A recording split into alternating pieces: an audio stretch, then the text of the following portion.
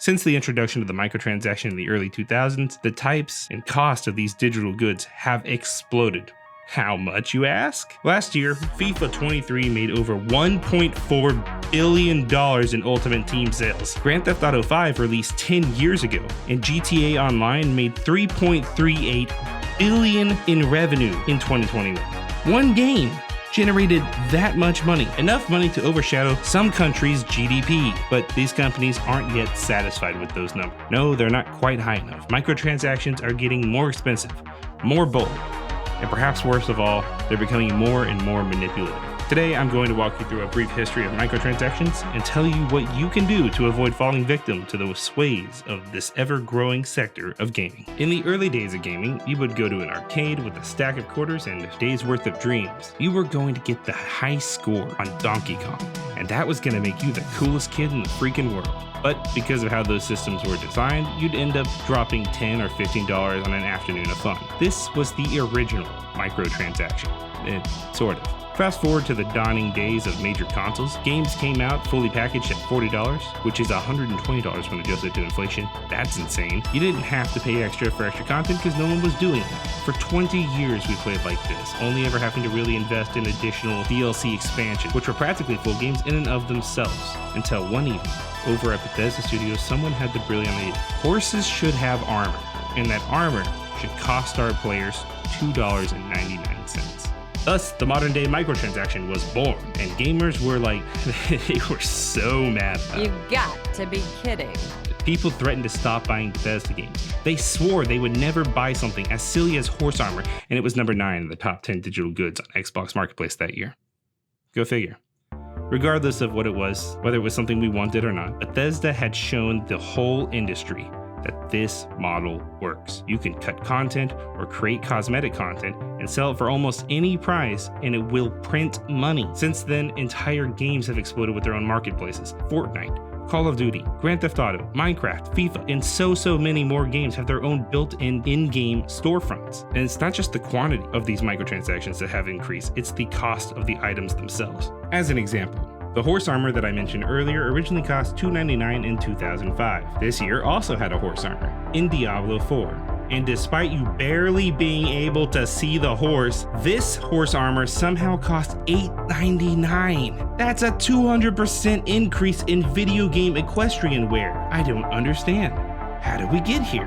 Well, that's why I asked former game media person and gaming PR agent Carolyn Arumi about the original pitch for DLC. To be back in like early DLC, the community was very sensitive to DLC as a product, meaning like, hey, what are you giving me? Like, what am I getting back?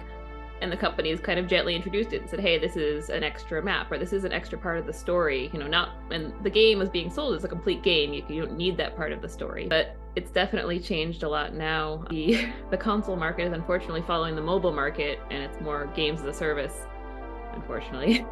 Mobile games have long used this formula to take advantage of our psychological need to complete a task. By putting artificial walls in place that we can remove, it allows the game to take advantage of our need to complete that task. You're so close to the end, why not pay the $1.99 for the extra crystals that lets you have an hour more of gameplay? Mainstream games on consoles and PC do this as well, but they mostly use the societal pressure of FOMO, or the fear of missing out. This can make you feel less cool, or like the other player has a secret advantage that can be unlocked if only you could play as Joey from Friends in Fortnite. These psychological games have only grown more heinous in recent years, but perhaps worse than that, they've often grown equally more subtle. You're familiar with Machine Zone and Game of War, but if you remember the ads, they had like Shakira and like J-Lo in their commercials, and they were very flashy. They spent a lot of money, but they actually were one of the first mobile games to successfully implement psychology, gambling psychology, to mobile gaming. There were people dropping upwards of $30,000 to $40,000 per month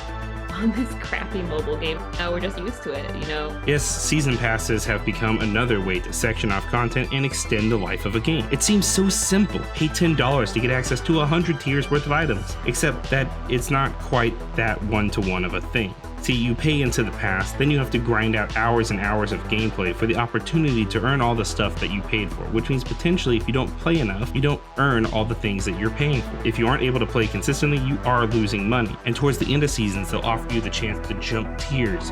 Pay $1.99, jump a tier, maybe jump the whole rest of the season pass for $30 so you don't get left behind by your friends who have been playing non-stop because they don't have jobs. It's these subtle psychological ways these games influence us that make them dangerous for people with addictive personalities, and most importantly, for kids. So what can you do to protect yourself and your kids against what many believe to be manipulative practices? Look, I'm not saying to strip away the games from your kids, but instead, do the research, sit down and look through the menus. Have an open conversation about these types of transactions with your kiddos. And most importantly, read up on the parental controls. You need to make sure only things you are approving are being bought. Video games are some of the greatest experiences out there. Incredible stories, lifelong friends, and unique worlds to get lost in. But like with anything that's good, there are always going to be dangers that you have to watch out for. Stay in control. Limit your cosmetic purchases. Try not to buy into every season pass, and only buy content that's worth it to you. But most importantly, keep track of how much money you're transitioning to digital currency. That's where they'll get you. Game on, stay safe, and if you like what we do here, be sure to subscribe to Hardwired over on youtube.com. Until next time, I'm Andrew Hamilton, and I'll see you then.